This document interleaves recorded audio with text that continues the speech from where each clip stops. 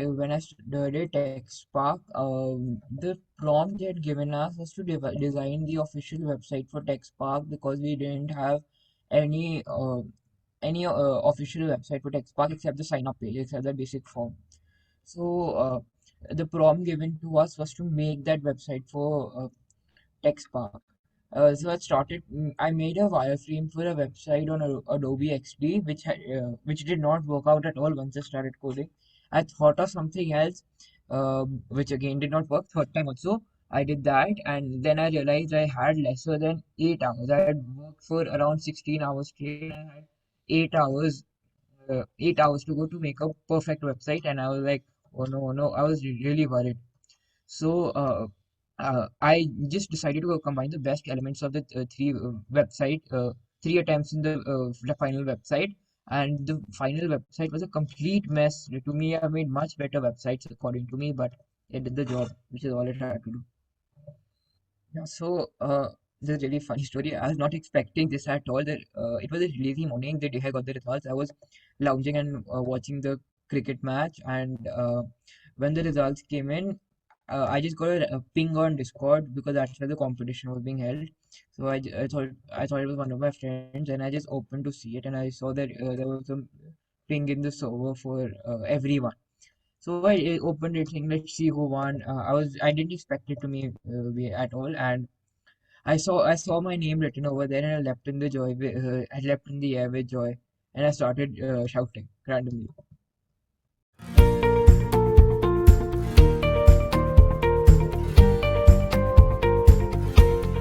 So this is really extremely weird, but I always plan my work by first looking at the end product and thinking of the steps I need to do to reach that. I do set a workflow. I make the wireframes for each of the websites I want to make, but I never end up following that. I just do something completely different from that.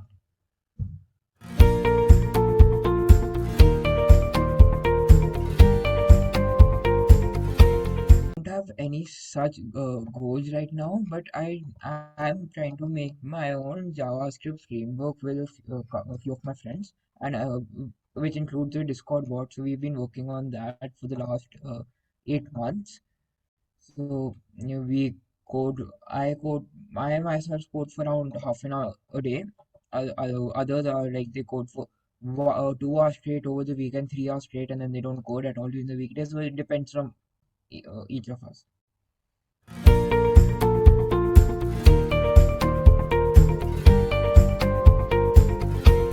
So what I usually do is that I study during the day. Then after I study till 12. After 12 at night, I usually don't touch my books. That this was before my exams. I just sit and code for a couple of hours before I sleep. So those 2 hours were usually set straight away for this.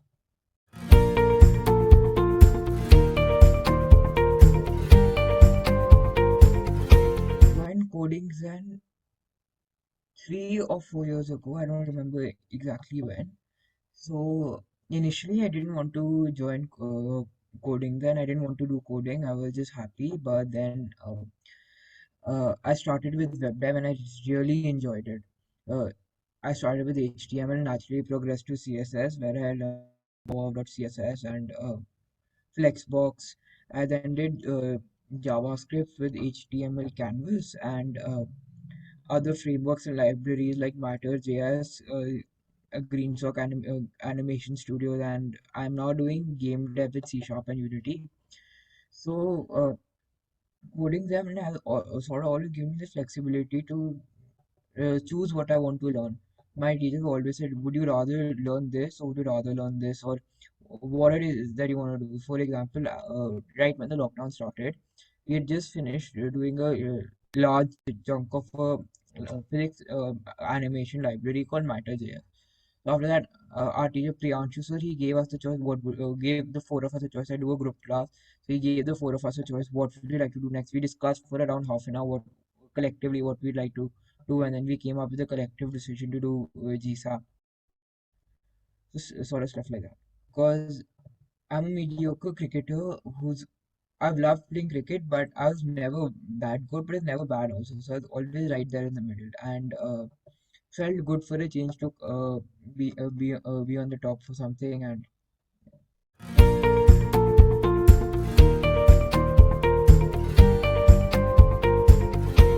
he always said, Would you rather do this?" He gave us the choice of what we wanted to learn, and it was finally up to us. But he knew where he had to tell us, "You had to do this." So he knew that. And right now, I'm being taught by Anurag sir, who is a very fun person to be around. He makes learning extremely fun. He's a very funny person. He has a lot of inside jokes with us, which I'm pretty sure no one else can understand. And I did have Kunal sir in the beginning, who also was extremely fun. And Varun sir has always been there when I needed some help. He's always been hands-on. And I've when I started coding, then I started with two friends, and I've made many more. When I started coding, then I started along with two friends in coding. With coding, and the three of us started friends at coding.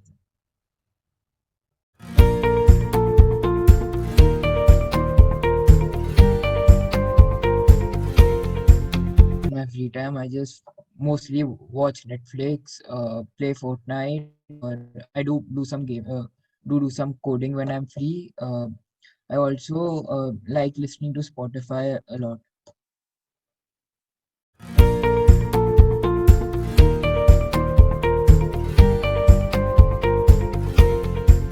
My favorite book currently is Digital Fortress by Dan Brown. The plot is ingenious and exhilarating. There's like never a dull moment, and it allows us to overlook weaknesses in the characters, and it's full of surprises. I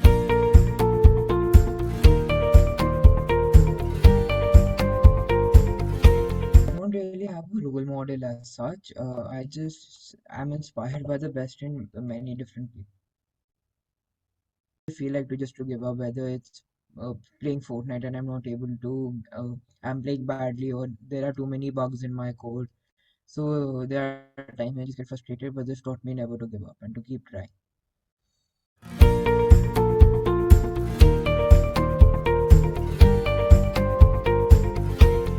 There's no point in sort of skipping stuff like that because you've built your foundation using HTML, but you can't sort of do anything with HTML without CSS. So you really need to make good and effective use of HTML. You really need to go into CSS before jumping to JavaScript and being attracted by the lovely DOM elements. You have to sort of understand CSS.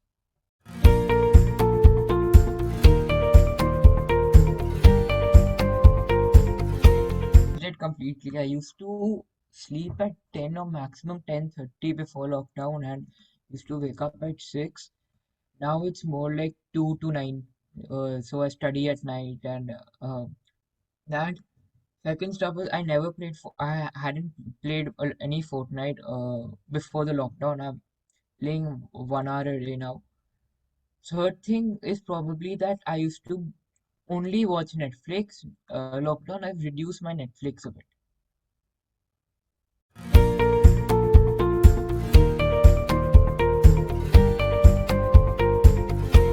Any day, cause here it's really weird and offline. I was with my friends, I was physically next to them, so it was much better. And yeah, it was much better with my friends.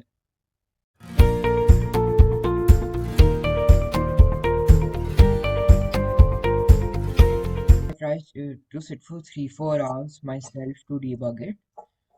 If still cannot do it, I do ask one of my friends who do coding.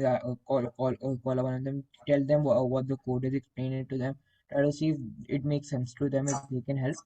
If they also cannot, I always have the teachers I can call, and there's also some very supportive communities on Discord. Some very good programming servers who will always answer all your doubts. So that's also a nice place to go.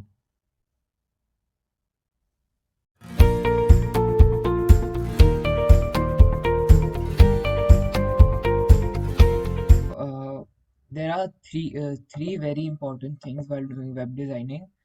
First thing is wireframe. It's really important.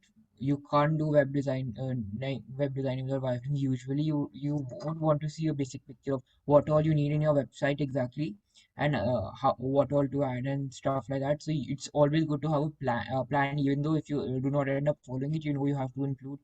You need to include a dashboard. You need to include what all information, testimonials, and stuff like that. So you need to have a basic idea of that, and also the purpose. For example, if you're making a documentation website, you need a dashboard. You need examples. You need tutorials. You need space to write the code. So all that is always a good idea to have that. Second, it also gives you a good idea to have a color scheme. Second thing is SVG images. It always works out SVG images. You can use scalable vector graphics. SVG stands for you can do a lot of amazing things using SVG. It's always suggested to use SVG. The third is do not try to stretch your website. Add a lot of animations where you can, but do not stretch it out because the second you stretch it out, you seem to be adding a lot of extra information, which just seems weird.